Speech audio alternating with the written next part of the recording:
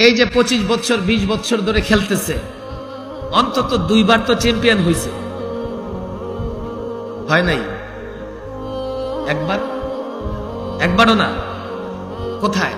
Runner up তো হয়েছে, second position তো ছিল নাই। 3 নম্বরে তো এগুলোর কুরবানিতে সাইজ করে দিলেই হয়েছে। এই কুরবানিতে 1000 কোটি টাকা ব্যয় করে দেশের পতাকা উঁচু করতে পারো না, 1 পয়সা যেখানে খরচ নাই, সেখানে মক্তব হেফজখানা থেকে আমার ছাত্ররা গিয়া মধ্যপ্রাচ্য গোটা আরবকে পরাজিত করে বাংলাদেশের পতাকা উত্তোলন করে। তোমরা তাদেরকে পছন্দ করো না।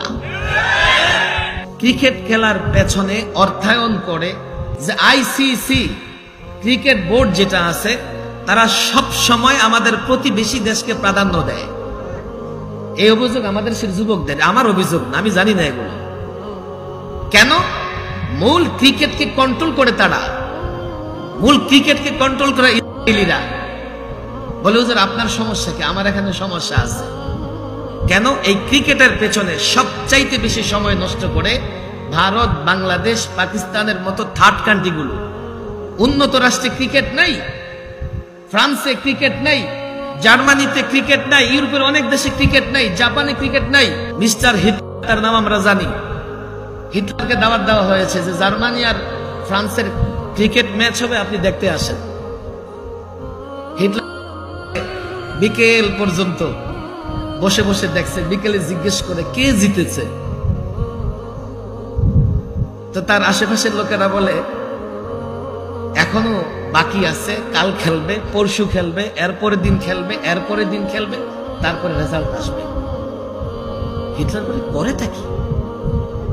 বলে থাকি সারাদিন পরে কোনো রেজাল্ট নাই, আবার নাকি রেজাল্ট 5 দিন পরে। মেজাজ গেছে গরম হয়ে, 5 দিন পরে জিজ্ঞেস করতেছে কে জিতেছে, কেউ জিতে নাই, খেলা ড্র হয়েছে। এরপরে যদি আমার দেশে কেউ ক্রিকেট খেলে, ওর পিঠের চামড়া থাকবে না। তখন এই T20 ওয়ানডে এগুলো ছিল না, টেস্ট ক্রিকেট দিয়ে ক্রিকেট শুরু। ক্রিকেট হচ্ছে জমিদারদের খেলা। ক্রিকেট কার খেলা? আপনাদের হয়তো পছন্দ হইতেছে না, কারণ এখন সব তো ক্রিকেট পাগল। আমার কথা ক্রিকেটের বিরুদ্ধে যাইতেছে। জার্মানি, উন্নত রাষ্ট্রগুলো, এখন আমেরিকাও লম্বা সময় ক্রিকেট থেকে দূরে। তাদের হাতে তো ফালতু সময় নাই যে সারা দিন ভরে ক্রিকেট খেলবে, সারা দিন ভরে ক্রিকেট দেখবে। এ ফালতু সময় আছে আমাদের থার্ড কান্ট্রি তৃতীয় শ্রেণীর দেশগুলোর হাতে। দেখো দেখো, সারাদিন ভরে দেখো। এর পিছনে ইউরোপিয়ানরা অর্থায়ন কেন করে?